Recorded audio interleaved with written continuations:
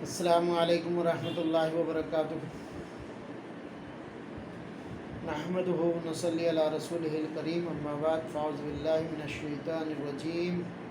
बिस्मिल्लाहिर रहमानिर रहीम। अल्लाहुम्मा सल्लि अला मुहम्मद व अला आलि मुहम्मद कमा सल्लैता अला इब्राहीम व अला आलि इब्राहीम इन्नका हमीदुम मजीद। अल्लाहुम्मा बारिक अला मुहम्मद व अला आलि मुहम्मद कमा बारकता अला इब्राहीम व अला आलि इब्राहीम इन्नका हमीदुम मजीद। सुब्हानक ला इल्म लना इल्ला मा अल्लमतना इन्नका अंतल अलीमुल हकीम। मेरे मोहतरम बुज़ुर्गों और दोस्तों, अल्लाह का एहसान है कि आपसे फिर मुलाकात हुई, एक अरसे के बाद हुई। काफ़ी दिन हो गए कोई वीडियो नहीं बनाया। थोड़ा बदर दवाखाने के बनाने में थोड़ा मसरूफ़ रहा और उस दवा खाने की तकमील ज़रा चल रही है, तकमील का काम है। अल्हम्दुलिल्लाह मरीज़ तो देखने शुरू कर दिए, पेशेंट देख रहे हैं, मगर उसको जिस तरह से बनाना है, जिस खूबसूरती के साथ बनाना है, उसमें थोड़ा सा टाइम लग रहा है। इसलिए आप लोगों से मुलाकात नहीं हुई, तो उसके लिए मुआज़रत। मेरे मोहतरम बुज़ुर्गों और दोस्तों, आज आने की एक वजह ये हुई कि रमज़ानुल मुबारक के महीने में सिर्फ़ एक दिन बाकी है, यानी कल का दिन, हफ्ते का इंशाअल्लाह। सुम्मा इंशाअल्लाह इतवार के दिन रोज़ा रहेगा। रमज़ानुल मुबारक वैसे तो तमाम महीनों का सरदार है। इस महीने में कुरान पाक नाजिल हुआ और इस महीने की मैं आपको रहमतें, बरकतें, इनायतें क्या क्या गिनवाऊँ कि हम रोज़ाना ही सुनते उलमाए दीन से कि ये महीना जो है अल्लाह का महीना है, तो इस महीने की कदर भी उसी तरह करनी पड़ेगी जिस तरह अल्लाह के हुक्म की कदर करनी है। अगर हमने इस महीने की कदर करी तो यकीन जानिए इंशाअल्लाह सुम्मा इंशाअल्लाह हमारी दुनिया और आखिरत दोनों संवर जाएंगी। दुनिया में भी इंशाअल्लाह नेक नामी होगी और आखिरत में भी इंशाअल्लाह नेक नामी होगी। अभी गर्मी का महीना है, साउथ में तो थोड़ी ज़्यादा गर्मी है, नॉर्थ में थोड़ी कम गर्मी है, मगर गर्मी का महीना है। तो अक्सर लोग जो हैं गर्मी की वजह से थोड़ा बचने लगते हैं। तो मैं आपको गर्मी का तो नुस्खा नहीं बताऊंगा, क्योंकि गर्मी के नुस्खे इससे पहले मैं बहुत सारी चीज़ों में बता चुका। जैसे तुखमलंगा पानी में डाल के पी लीजिए, इलायची खा लीजिए, दही खा लीजिए ये सारी चीज़ें तो आम चलती रहती। हाँ, इतना ज़रूर कर लीजिए कि दही में एक 4 इलायची छोटी इलायची बारीक करके, और जब आप सहर कर लें तब उस दही को खा लिया कीजिए, तो इंशाल्लाह पूरे दिन प्यास नहीं लगेगी, पूरे दिन शिद्दत नहीं होगी प्यास की। सिर्फ 4 इलायची एक प्याली दही में डाल के ले लें तो इंशाल्लाह पेट के अंदर भी गर्मी नहीं। मैं असल चीज़ बताने के लिए जो आज आया हूँ वो है, अक्सर लोग कमज़ोरी महसूस करते हैं और आज के ज़माने में शुगर का भी एक मसला है कि शुगर की वजह से लोग कमज़ोर हो जाते हैं और रोज़ा नहीं रख पाते। एक आसान तरीका भी ढूंढ लिया कि भाई रोज़े का फ़िदिया दे दिया तो चलो भाई रोज़ा हो गया। मेरे भाई फ़िदिया चाहे सारी आप पूरी कायनात लुटा दीजिए, पूरी माल दौलत लुटा दीजिए, मगर एक रोज़े का सवाब किसी भी फ़िदिये से अदा नहीं होता। रोज़ा अदा हो जाता मगर उसका सवाब जो है, उसकी रहमतें जो हैं, उसकी बरकतें जो हैं, वो अदा नहीं होती। तो उसके लिए मैंने कुछ चीज़ें जो हैं वो बनाई हैं। आप भी अपने घर पे उन चीज़ों को बना के रख लें, कल ही बना के रख लीजिए। बहुत आसान चीज़ें हैं और बहुत ज़्यादा मुश्किल चीज़ें भी नहीं हैं, और इंशाअल्लाह जब आप इसको खाएंगे تو انشاءاللہ کسی طرح کی کمزوری، کسی طرح کی بے چینی، کسی طرح کی نقاہت انشاءاللہ آپ کو نہیں ہوگی۔ اور وہ چھوٹی چھوٹی چیزیں ہیں، کھجور دنیا کے اندر سب سے زیادہ طاقتور چیزوں میں اگر کوئی چیز ہے تو کھجور ہے۔ تو ایک آدھا کلو کھجور لیجئے،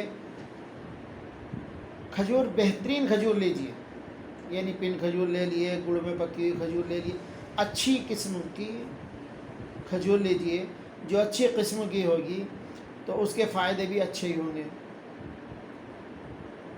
اور آدھا کلو جو ہے تل لے لیجئے، اور اس میں 100 گرام بادام لے لیجئے، اور اس میں 100 گرام اخروٹ کا مغز لے لیجئے، اور اس میں 100 گرام پستہ لے لیجئے۔ اب ان چیزوں کو کیا کرنا ہے، پہلے کھجور اور تل کو دونوں کو خوب باریک کوٹیے۔ جب دونوں ایک جان ہو جائیں، دیکھیے ایک بات اور ہے، ہم لوگ اکثر گرینڈر میں پیس لیتے ہیں، مگر گرینڈر سے وہ مزہ نہیں آتا جو گرینڈر سے علاوہ جو ہمیں کوٹنے میں وہ جو جز مل جاتے ہیں ان کے، وہ بہت زیادہ ہوتے ہیں۔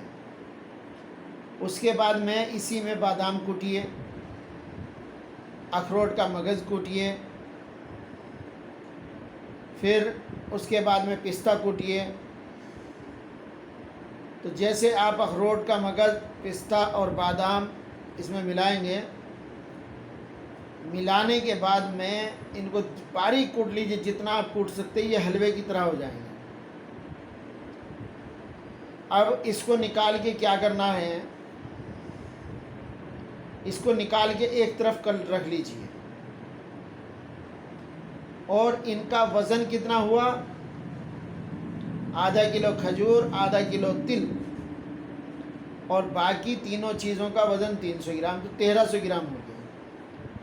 اس سے 4 گنا دودھ لیجیے۔ کتنا؟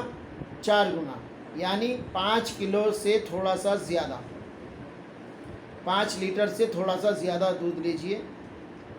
کبھی کبھی میری زبان سے بھی لیٹر کی جگہ کلو نکل جاتا، مگر بات ایک ہی ہے۔ تو اتنا دودھ لیجیے، اور اس دودھ میں اس حلوے کو پکائیے، ہلکی آنچ پہ رکھ کے چلاتے رہیے۔ جب اس کا کھووا بن جائے، اس میں آپ 500 گرام گھی ڈالیے، اور گھی ڈال کے اس کو بھون لیجئے۔ جب وہ سنہرے پن پہ آ جائے تو اس کو اتار کے رکھ لیجئے۔ اب کرنا کیا ہے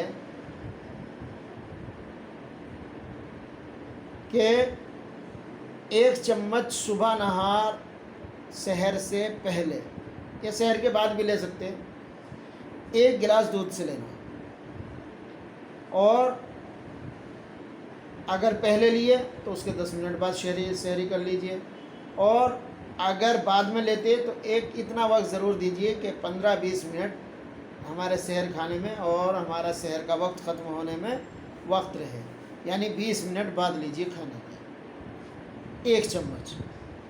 تو یہ 1 چمچ یہ کام کرے گا کہ آپ کو پوری دن روزہ نہیں لگنے دے گا اور تھکن نہیں ہونے دے گا۔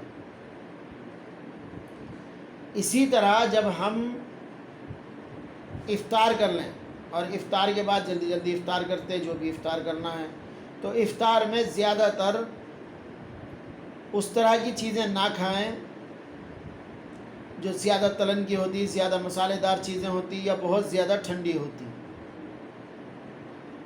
خاص طور سے برف کی چیزوں سے بہت زیادہ بچیں۔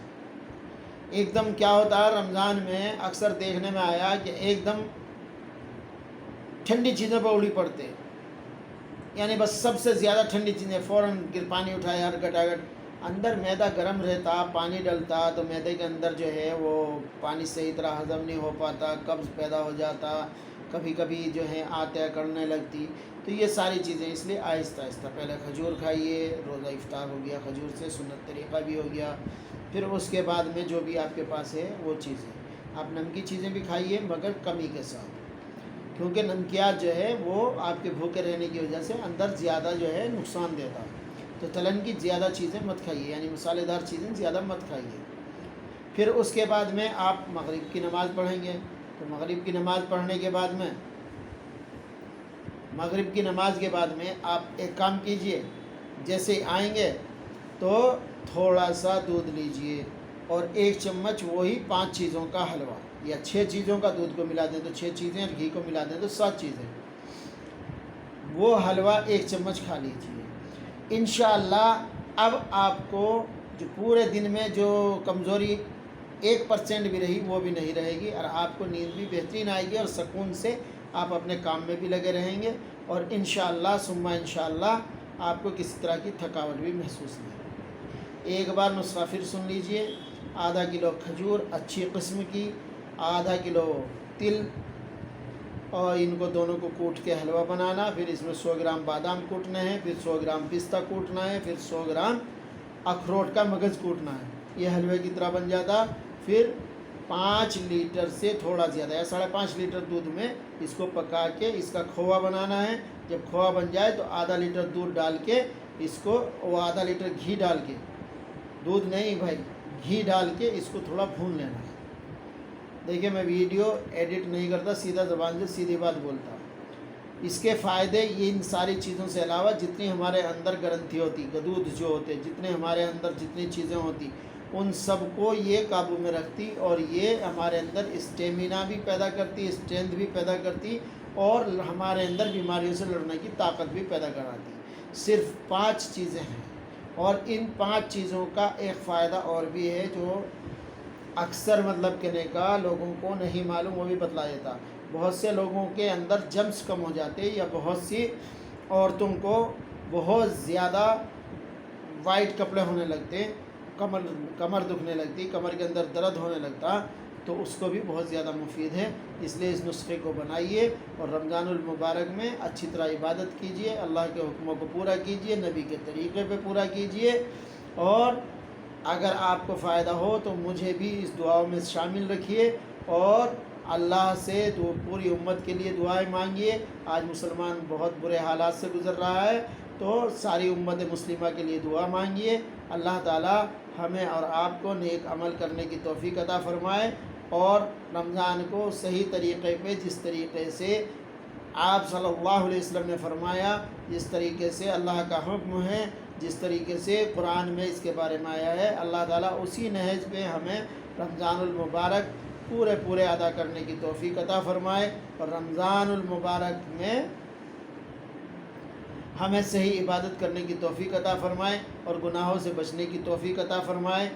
اللہ کرے کہ ہماری زبان سے، ہمارے ہاتھ سے، ہمارے زبان سے، ہمارے پیر سے کسی کو کوئی تکلیف نہ پہنچے، اور ہر کسی کے لیے اللہ تبارک و تعالیٰ آسانی کا معاملہ فرمائے. وآخر الدعوانا ان الحمد للہ رب العالمین. میرے اور میرے دواخانے کے لیے، سیف دواخانہ، بدر دواخانے کے لیے بھی دعا کیجیے کہ اللہ تعالیٰ اس کو فیض کا ذریعہ بنائے. آمین. السلام علیکم.